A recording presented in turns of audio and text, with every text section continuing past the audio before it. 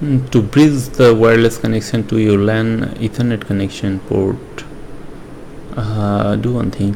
Select the wireless network, active wireless network, and then select another port which you want to connect to another device. For example, this one for my case. And then right click, add bridge. Right click will open this option, add bridge.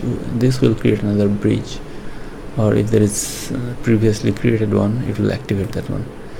So it will take some time, maybe 1 minute. Okay, so you see is existing network bridge identifying something. So it has connected to my D-Link Wi-Fi connection.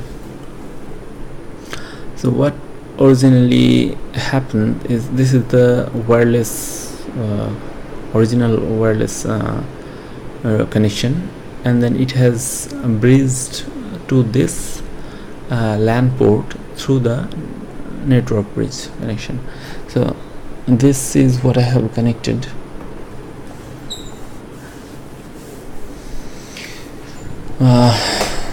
to my PLC. Okay, and that's it. Thanks.